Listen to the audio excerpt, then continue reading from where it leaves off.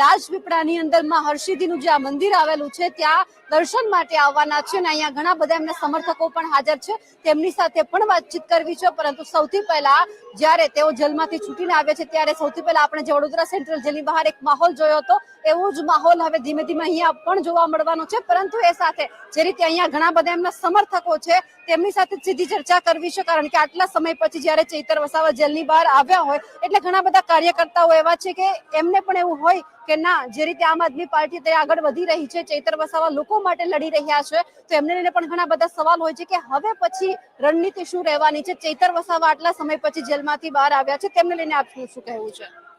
ચૈતરભાઈ વસાવા સમગ્ર ગુજરાતની અંદર આદિવાસી સમાજ હોય કે એસટી સમાજ હોય કે ઓબીસી સમાજ હોય કે કોઈ પણ સમાજ હોય એના અવાજો ઉઠાવતા હતા. એ બાબતે ભાજપ સરકારને દેખાઈ નહોતું રહ્યું, એના કારણે એમને જેલમાં નાખવામાં આવ્યા હતા ખોટો એક ગ્લાસ મારીને. પણ આજે સબ જેલ બરોડાની અંદરથી આજે છૂટ્યા છે જેલમાંથી, અને આજે અમે બધા એમના સમર્થકો દાહોદથી આવ્યા છે. પણ સત્યની આજે જીત થઈ છે. જે તાનાશાહી ભાજપની સરકાર જે ચાલી રહી છે એમને જે ખોટા કેસોની અંદર ફસાવવામાં આવ્યા છે, પણ અમને ન્યાયતંત્ર પર ભરોસો હતો અને આજે એમની જીત થઈ છે. જીત થઈ છે. આજ રીતે ચૈતર વસાવા લડતા રહેશો, તમે બધા સપોર્ટ આજ રીતે કરતા રહેશો? સમગ્ર અમારો ટ્રાઇબલ બેલ્ટ છે અને સમગ્ર ગુજરાતમાંથી આદિવાસી સમાજ હોય કે અન્ય કોઈ પણ સમાજ હોય એમના માટે ચેતરભાઈના અવાજથી એક લાખો કરોડો પબ્લિક ભેગી થઈને અમે હંમેશા એમના માટે લડતા રહીશું. એટલે અહીંયા લોકો લડી રહ્યા છે. તમે ક્યાંથી આવો છો? આપનું નામ શું છે? અમે ડામોર મનસુખ કુમજી, અમે ઝાલોદથી આવીએ છીએ. તો એમના સાહેબના સમર્થનમાં આવ્યા છે અમે બી. અને જે કંઈ આદિવાસીના બુલેન્ટ અવાજ ઉછળાવે એવા અમારા ચેતર સાહેબને અંદર કરેલા હતા, ગુંદેલા હતા, તો અત્યારે બહાર નીકળ્યા છે, તો એમના સમર્થનમાં અમે ઝાલોદથી અહીં આવ્યા છે. ચૈતરભાઈના કામ કેવા ગમે છે? ચેતર સાહેબના કામ બિલકુલ ઓકે છે. અને એ જે કૌભાંડ કરેલું છે એ બાયણે કાઢે છે, તો ભાજપ સરકારને ગમતું નથી, એટલા માટે સાહેબને વારંવાર જેલમાં નાખવામાં આવે છે. અને બસ એટલું જ. તમારું શું કહેવું છે? ચૈતરભાઈ બહુ મસ્ત કામ કરે છે. આદિવાસી સમાજ અને સમગ્ર સમાજ માટે બહુ સારી રીતે કામ કરી રહ્યા છે. અને યુવાનો માટે તો ખાસ નોકરિયાત જે લોકોને બેરોજગાર છે એમના માટે પણ અવાજ ઉઠાવે છે. એટલે ચૈતરભાઈ બહુ ગમે છે અમને. ચૈતરભાઈ અવાજ ઉઠાવે છે, કામ કરે છે એટલે ગમે છે. તમે ક્યાંથી આવો છો? હું દાહોદ જિલ્લા મહિલા પાર્ટી પ્રમુખ શ્રુતિબેન ડામોર. શ્રુતિબેન, ચૈતરભાઈ જે રીતે અવાજ ઉઠાવે છે એ લાગે છે કે ક્યાંક લોકો સુધી પહોંચે છે? પહોંચે છે ને, લોકો સુધી પહોંચે છે. લોકોના હક અધિકાર માટે લડે છે. અને આ ભાજપ સરકાર એમના પર ખોટા કેસ કરી અને એમને અંદર કરી દેવામાં આવ્યા છે. જ્યારે આ ગુજરાતની અંદર કેટલા એવા ગુનેગારો છે એમને તો તૈયારીમાં આપી દેવામાં આવે છે જામીન, અને સરને 90 દિવસ સુધી એમને જેલમાં રાખવામાં આવ્યા છે. અને આજે એમને જામીન મળ્યા છે, તો અમે એમના સમર્થનમાં છે ત્યાંથી આવ્યા છે. અને આખા ગુજરાતની અંદર એમના સમર્થનમાં લોકો આજે એમની સભામાં આવી રહ્યા છે. સભામાં આવી રહ્યા છે. દાહોદ જિલ્લાની અંદર જે કૌભાંડ સામે આવ્યું એ કેટલું સાચું? એ તો 100% સાચું છે. બચુભાઈ ખાબડ મંત્રી છે, એમના જે પુત્રોએ મનરેગામાં 600 કરોડનો ભ્રષ્ટાચાર કર્યો છે. અને સૌથી વધારે નળ સે જલમાં ભ્રષ્ટાચાર કર્યો છે. તો પછી આ જે ભ્રષ્ટાચાર થયો છે તેમને ઉજાગર કરવા માટે ચૈતર વસાવા એકલા કેમ લડે? ચેતરભાઈ વસાવા, તમે જોયું હશે કે દાહોદની અંદર 6 નકલી કચેરી પણ પકડાઈ હતી. એ ચેતરભાઈના અવાજ ઉઠાવવાથી જ પકડાઈ હતી. અને આ બચુભાઈ ખાબડ જે ભાજપના મંત્રી છે અને હીરાભાઈ જોટવા કોંગ્રેસ મિલી ભગત ભાઈ બહેનના રિશ્તો ધરાવે છે, અને એ લોકો જ્યારે કોંગ્રેસનું અને ભાજપનું કૌભાંડ જ્યારે ચેતરભાઈએ બહાર કાઢ્યું તો એ ભાજપ સરકારથી દેખાયું નહીં. એના માટે એમના ખોટા વારંવાર કેસ કરીને એમને જેલમાં નાખવામાં આવે છે. ચેતરભાઈ હજી પણ આજે જેલમાંથી બહાર આવ્યા છે, તો ટૂંક સમયની અંદર બીજું પણ કૌભાંડ બહાર પાડશે એવી પણ અમને ખાતરી છે.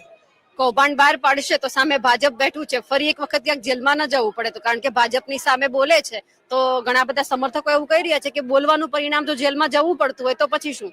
ચેતરભાઈ જ્યારે પેરોલ પર આવ્યા હતા ત્યારે પણ અમે ચર્ચા કરી હતી. ચેતરભાઈ મરતા દમ સુધી એમને 1000 વાર જેલમાં જવું પડશે ને તો પણ ચેતરભાઈ ડરવાના નથી. અને દરેક ભ્રષ્ટાચાર હોય કે અન્યાયની સામે ચેતરભાઈ હંમેશા અવાજ ઉઠાવતા જ રહેશે, એમાં કોઈ બેમત નથી. ચૈતરભાઈ એકલો અવાજ ઉઠાવશે કે બીજા કોઈ ઉઠાવશે? ચેતરભાઈ સાથે હમણાં ગોપાલભાઈ ઇટાલિયા પણ જીત્યા છે અને સમગ્ર અમારે આમ આદમી પાર્ટીના કાર્યકર્તા આજે તમે દેખી રહ્યા છો કે આમ આદમી પાર્ટીના કાર્યકર્તાને બહુ બધું સમર્થન મળી રહ્યું છે. એ સમર્થન બધું અમે ચેતરભાઈની સાથે છે ને આખી પાર્ટી અમારી જે છે ચેતરભાઈની સાથે જ છે અને જે પણ થશે એમની જોડે અમે હવે પછી જેલમાં નાખશે તો પણ અમે જેલ ભરો આંદોલન પણ કરવાના છે. એટલે હવે પછી ચૈતરભાઈને જો જેલમાં લઈ ગયા તો પાછળ સમર્થકો પણ જશે. હા, હવે અમે લોકો પણ એમની જોડે જવાના છે કે અમને પણ જેલમાં રાખો. પણ વસ્તુ શું છે કે જે ગુજરાત માટે અવાજ ઉઠાવે છે અને આદિવાસી સમાજ હોય કે અન્ય કોઈ પણ સમાજ માટે અવાજ ઉઠાવે છે તો અમારી પણ ફરજ બને છે કે ચેતરભાઈને અમે સાથ સપોર્ટ કરીએ. અવાજ ઉઠાવે છે, કામ થયા છે?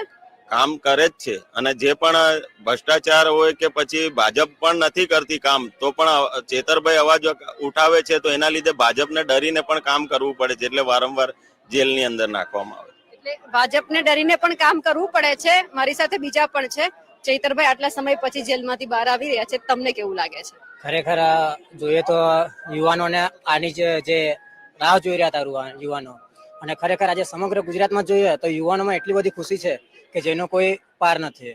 અને ખરેખર ચેતર સરને આટલા સમય પછી જેલમાંથી છોડવામાં આવ્યા છે તો ખરેખર ભાજપે સામ દામ દઢ ભેદ બધી જ નીતિ અપનાવી લીધી પણ ખરેખર આજે સત્યનો વિજય થયો છે અને આપણે હમણાં થોડાક સમયમાં આપણે જોઈ લઈશું. સત્યનો વિજય થયો છે. આદિવાસી વિસ્તારની અંદરથી હરેક યુવાન ચૈતર વસાવા બનવા માંગે છે. હા, બનવા માંગે છે નહીં, બની ગયા છે ઓલરેડી.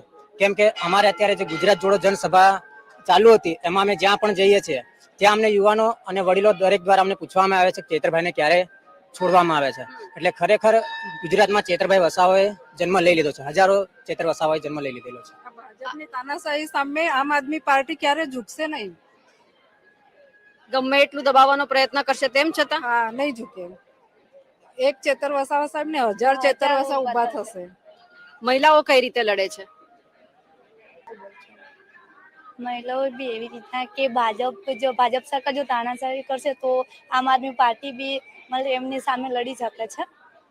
અને જો આમ રેપ કેસ થાય છે તો ત્યાં ભાજપ સરકાર નહીં જતી, આમ આદમી પાર્ટી જાય છે અને ભાજપ સરકાર જે ખોટા કામ કરે છે એમાં કેમ આગળ નહીં આવતી? કે અમારા દાહોદ જિલ્લામાં બહુ ભ્રષ્ટાચાર થયો છે. આજ સુધી કશું કામ જ નહીં થયું અમારે દાહોદ જિલ્લામાં. જે સ્માર્ટ સિટી દાહોદ બોલે છે ને એમાં આજ સુધી મતલબ સ્માર્ટ સિટી જેવું કશું છે જ નહીં.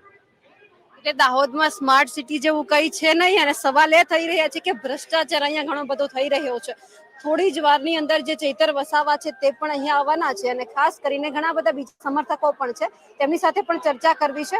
ચૈતરભાઈ આટલા સમય પછી જેલની બહાર આવી રહ્યા છે, કેવો માહોલ છે અત્યારે? બેન, સૌપ્રથમ આ નિર્ભય ન્યૂઝ તમે જે આટલું કવરેજ કરો છો એટલે ખરેખર ધન્યવાદ છે. હમણાં ઘણા મીડિયા મિત્રો એમનો ચેતરભાઈ વિશે ઘણા હમણાં તમે આવો છો પણ બીજા કોઈ મીડિયા અમુક દબાઈ પણ થાય છે.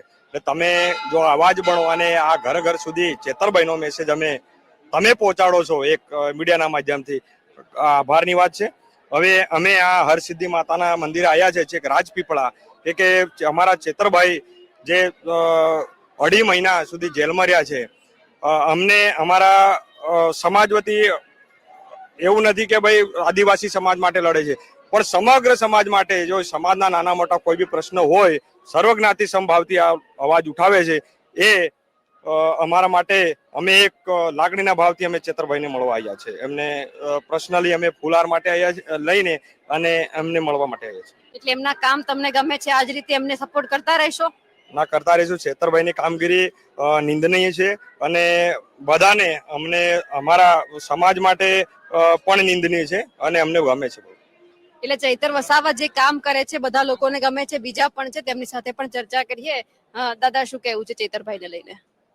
ચૈતરભાઈ વસાવા મારે એ જ કેવું છે કે આજે ચૈત્ર બહુ સમય પછી ભાજપની તાનાશાહીમાંથી આ જેલમાંથી બહાર આવે છે એટલે સમગ્ર પંથકમાં અને આમ આદમી પાર્ટી અને સમગ્ર આદિવાસી સમાજમાં બહુ મોટો બહોળો ઉત્સાહ અને આનંદ છે. એના સ્વાગત માટે અહીંયા હરસિદ્ધિ માતા મંદિર પહોંચ્યા છે. એટલે એમના સ્વાગત માટે પણ જે આ રીતે કામ કરે છે ચૈતરભાઈ, ભાજપની સામે ખુલીને બોલે છે, ગમે છે? ભાજપને સામે ખુલીને બોલે એવું નહીં. અમે એની ભાજપને એ તાનાશાહીને મિટાવવા માંગીએ છીએ. ભાજપની તાનાશાહી મિટાવવા માંગો છો? હા.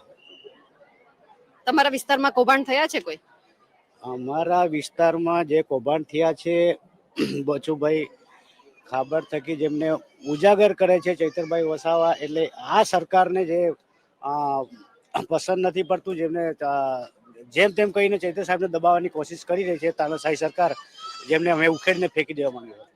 એટલે લોકો એવું કહી રહ્યા છે કે જે આ ભાજપની તાનાશાહી છે તેમને ઉખેડીને ફેંકી દેવાની છે, અને હવે જ્યારે એ જોવાનું છે કે જે રીતે સતત ચૈતર વસાવા લડી રહ્યા છે, લોકોનો અવાજ બની રહ્યા છે, તો ક્યાં સુધી એમને ભાજપથી દબાવવાનો પ્રયત્ન કરશે? કારણ કે અંદરો અંદરના એટલા ડખા ભાજપની અંદર છે તે પણ સામે આવ્યા છે. મનસુખ વસાવા ખુદ સામેથી બોલે છે કે ભાજપના ધારાસભ્ય છે ઘણા બધા ચૈતર વસાવા માટે નથી બોલતા, એમની સામે જ્યારે અવાજ ઉઠાવવાનો છે ત્યારે પણ બોલવામાં નથી આવતું. પણ હજુ અહીંયા સવાલ એ જ છે કે જ્યારે ચૈતર વસાવા આટલા સમય પછી જ્યારે જેલની બહાર આવ્યા, તો હવે ક્યારે તેઓ ફરી એક વખત અવાજ ઉઠાવશે? કારણ કે લોકો પણ અત્યારે જોઈ રહ્યા છે કે ઘણા બધા પ્રશ્ન એવા છે, કારણ કે છેલ્લા 2.5 મહિનાથી તેઓ દેડિયાપાડા પોતાના મત વિસ્તારમાં હતા નહીં, એટલા માટે ત્યાંના ઘણા બધા પ્રશ્ન હોય. હમણાં વિધાનસભાનું સત્ર હતું ત્યારે પણ ઘણા બધા પ્રશ્ન ઉઠાવવાના હોય, પરંતુ તેઓ જેલમાં હોય એટલે પોતાના જે પ્રશ્ન છે રજૂ ના કરી શક્યા હોય, એટલે ઘણા બધા પ્રશ્ન ત્યાંના હજુ પણ એમના પેન્ડિંગ છે. હજુ જો 1 વર્ષ માટે એમને દેડિયાપાડામાં નહીં જવાનું હોય તો ઘણા બધા પ્રશ્નો એ પણ ભેગા થશે.